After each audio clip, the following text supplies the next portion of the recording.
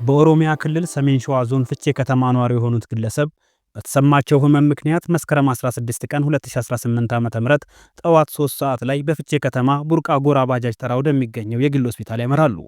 ግለሰቧ የደም ግፊት ምርመራ ለማድረግ የሄዱ ሲሆን በወቅቱ በክሊኒኩ ውስጥ በማገልገል ላይ የነበረው በሙያው ነርስ የሆነ ፍቃዱ ሸቱ የተባለው ግለሰብ ለምርመራ ወደ ምርመራ ክፍል አስገብቶ የመመርመሪያ አልጋ ላይ እንዳስተኛቸው የፍቼ ከተማ አስተዳደር ፖሊስ ጽሕፈት ቤት ኃላፊ ኢንስፔክተር ታምሩ ቶልቻ ገልጸዋል። የምርመራ አልጋ ላይ እንደተኙ የህክምና ባለሙያው አልኮልና ሌሎች የሚያፈዙ መድኃኒቶችን አንገትና አፍንጫቸው አካባቢ በመቀባት ራሳቸውን እንዲስቱ ካደረገ በኋላ ባለ 21 ካራት 5 ግራም የአንገት ሐብል ወርቅ ከአንገታቸው ላይ አውልቆ እንደወሰደ ተገልጿል። የጤና ባለሙያው ይህንን ድርጊት ከፈጸመ በኋላ ታካሚዋ ወይዘሮ ስትነቃ የአንገት ሐብሏን መሰረቃቸውን በማወቅ እንዲመልስላቸው በጸባይ ቢጠይቁም የጣልሽበት ፈልጊ በማለት እንዳልወሰደ ሲክድ ወዲያው ለጸጥታ አካላት በማመልከት ድርጊቱ ወደ ህግ ቦታ እንዲመጣ መደረጉን ኢንስፔክተር ታምሩ ባይሳ ገልጸዋል። ጉዳዩም ወደ ፖሊስ ከቀረበ በኋላ የጤና ባለሙያው ጉዳዩን እንደማያውቅ ተከራክሮ የነበረ ሲሆን ፖሊስ ባደረገውም ጥልቅ ምርመራ ድርጊቱን መፈጸሙን አምኖ የአንገት ሐብሉን በፌስታል ጠቅልሎ በሚሰራበት ክሊኒክ ጓሮ ከደበቀበት ቆፍሮ በማውጣት ለፖሊስ አስረክቧል። ፖሊስ ምርመራውን በተገኘው ኤግዚቢትና በግል ተበዳይ ቃል በማጠናከር የምርመራ መዝገቡን ለአቃቤ ህግ ልኳል። አቃቤ ህግ ከፖሊስ የቀረበውን የምርመራ መዝገብ ተመልክቶ ሙያውን አስታኮ በመጠቀም የሚፈጸም የወንጀል ድርጊትና ከባድ ስርቆት ክስ የመሰረተ መሆኑን ገልጿል። የአቃቤ ህግ ክስን የተከታተለው የግራር ጃርሶ ወረዳ ፍርድ ቤት ጥር 5 ቀን 2018 ዓ.ም በዋለው ችሎት ተከሳሽ ፍቃዱ ሸቱ በ2 ዓመት ከ9 ወር እስራት እንዲቀጣና የሙያ ፍቃዱም እንዲሰረዝ የተወሰነበት መሆኑን ኢንስፔክተር ታምሩ ባይሳ ጨምረው ገልጸዋል።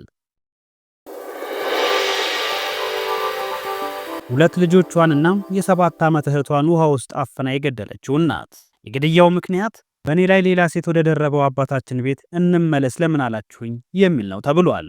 በቦረና ዞን ተልተሌ ወረዳ ኤልኩኒ ቀበሌ ነዋሪ የሆኑት ቡርቴ በራቆና ጎዳና ጉዮ የተባሉ ጥንዶች ትዳር መስርተው ልጆች ያፈሩና በአካባቢው በከብት እርባታ የሚታወቁ ሰራተኞች መሆናቸውን የቦረና ዞን ፖሊስ ዋና መምሪያ የወንጀል ምርመራ ክፍል ኃላፊ ኢንስፔክተር አብዲ መሐመድ ተናግረዋል።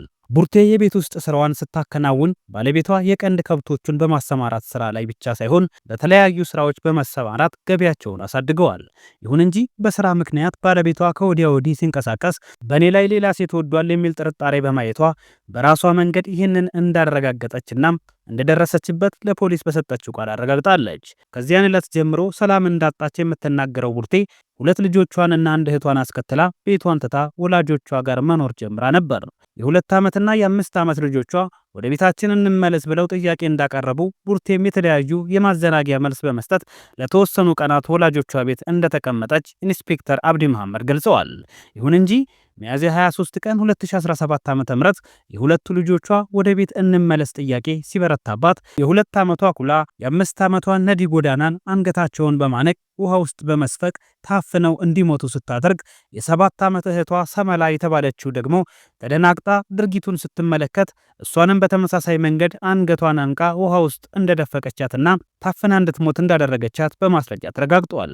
ድርጊቱን ከፈጸመች በኋላ የአእምሮ ህመም እክል እንደገጠማት ለማስመሰል ጥረት ብታደርግም ፖሊስ ግን ተጠርጣሪዋን ወደ አማኑኤል የአእምሮ ህሙማን ሆስፒታል በመላክ ሙሉ ምርመራ ያስደረገ ሲሆን በሆስፒታሉም በተደረገላት ምርመራ ምንም አይነት የአእምሮ ህመም እክል እንደሌለባትና ሙሉ ለሙሉም ጤነኛ መሆኗን ሆስፒታሉ ለፖሊስ በሰጠው ማስረጃ ተረጋግጧል። ፖሊስም ከሆስፒታል የአስከሬን ምርመራ ጋር የተለያዩ ማስረጃዎችን በማጠናከር የምርመራ መዝገቡን አጠናቆ ለአቃቢ ህግ የላከ ሲሆን አቃቢ ህግም ከፖሊስ የቀረበውን የምርመራ መዝገብ ተመልክቶ በከባድ የሰው መግደል ወንጀል ክስ መስርቷል። ክሱን ሲከታተል የቆየው የቦረና ዞን ከፍተኛ ፍርድ ቤትም ጥር 4 ቀን 2018 ዓ.ም በዋለው ችሎት ተከሳሽ ቡርቴ በራቃ በዕድሜ ልክ እስራት እንድትቀጣ የወሰነባት መሆኑን ኢንስፔክተር አብዲ መሐመድ ጨምረው ተናግረዋል። በፖሊስ ተገሏል የተባለው ወጣት ከ1 ዓመት ከ8 ወር በኋላ በህይወት ተገኘ።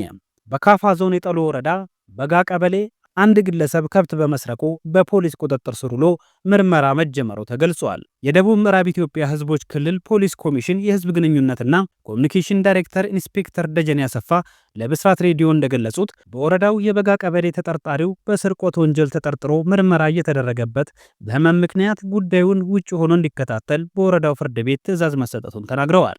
ይሁን እንጂ ከፍርድ ቤት የተሰጠውን ትዕዛዝ ወደ ተጨማሪ ወንጀል በመቀየር ከሚኖርበት ስፍራ አምልጧል ያሉት አዛዡ ቤተሰቦቹ በፖሊስ ተገሏል በሚል በተሳሳተ መንገድ ለፌዴራል ሰብአዊ መብት ኮሚሽን ባቀረቡት ቅሬታ መሰረት ኮሚሽኑ እስከ ወረዳ ፖሊስ ጽሕፈት ቤት ድረስ ጉዳዩን ለማጣራት መምጣቱን ገልጸዋል። ተጠርጣሪውን ከፈጸመው ወንጀል ነፃ ለማድረግ የተደረገ ሴራ መክሸፉንና ተባባሪዎችንና ተጠርጣሪውን በሕግ ፊት ለመዳኘት ምርመራ እየተጣራ ሲሆን ግለሰቡ ከ1 ዓመት ከ8 ወር ቆይታ በኋላ መገኘቱን ኢንስፔክተር ደጀኔ አሰፋ ለብስራት ሬዲዮ ተናግረዋል። አሜሪካ የዲቪ ሎተሪን ጨምሮ የኢሚግሬሽን ቪዛ ሂደትን በኢትዮጵያና በ75 ሀገራት ልታቋርጥ ነው። ኢትዮጵያን ጨምሮ በ75 ሀገራት የሚገኙ የኢሚግሬሽን ቪዛ ሂደቶች ከፊታችን ጥር 21 ቀን 2026 ዓ.ም ጀምሮ ላልተወሰነ ጊዜ እንደሚቋረጡ የአሜሪካ ስቴት ዲፓርትመንት አስታውቀዋል።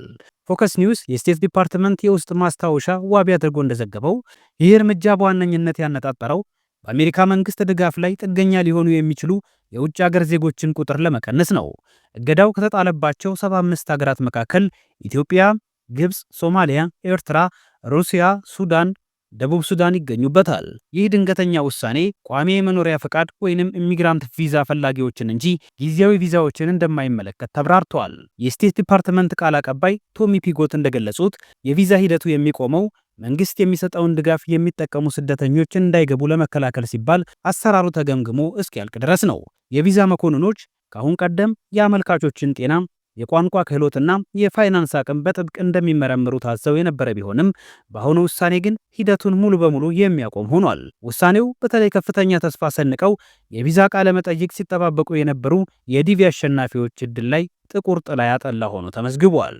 ፕሬዚዳንት ዶናልድ ትራምፕ በቅርቡ ባስተላለፉት መልእክት በአሜሪካ የሚኖሩ የኢትዮጵያን ተወላጅ ስደተኞች 47.6 በመቶ የሚሆኑት ቢያንስ አንድ አይነት የመንግስት ድጋፍ ተጠቃሚ መሆናቸውን ጠቅሰዋል።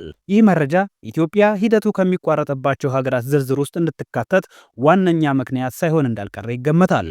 በዚህም መሰረት የቱሪስት ወይም የጉብኝት ቪዛ፣ የተማሪዎች የትምህርት ቪዛና አብዛኞቹ የንግድ ቪዛዎች በተለመደው አሰራር የሚቀጥሉ ይሆናል።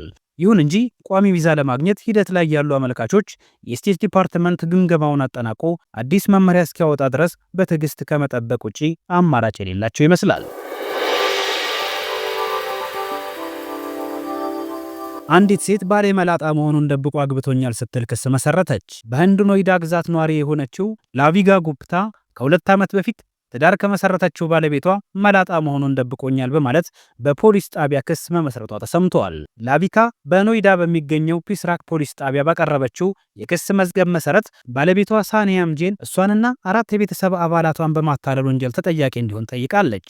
እንደገለጸችው ከሆነ እንደ አውሮፓውያኖቹ አቆጣጠር በጃንዋሪ 2024 ጋብቻው ከመፈጸሙ በፊት ጥሩና ያማረ ጸጉር ያለው ሰው እንደሆነ ተነግሯት የነበረ ቢሆንም ከጋብቻ በኋላ ግን ባለቤቷ መላጣ መሆኑንና በዊግ ሸፍነው እንደነበረ ደርሼበታለሁ ብላለች። የሴቲቱ ክስ በጸጉሩ ጉዳይ ላይ ብቻ የተገደበ አይደለም። ላቪካ እንደገለጸችው ባለቤቷ በሌሎች በርካታ ጉዳዮች ላይ ማታሏታል። ባሏ የንግድ ዲግሪ እንዳለው ቢገልጽላትም በትክክል ግን የ12ኛ ክፍል ትምህርቱን ብቻ ያጠናቀቀ ሆኖ ተገኝቷል።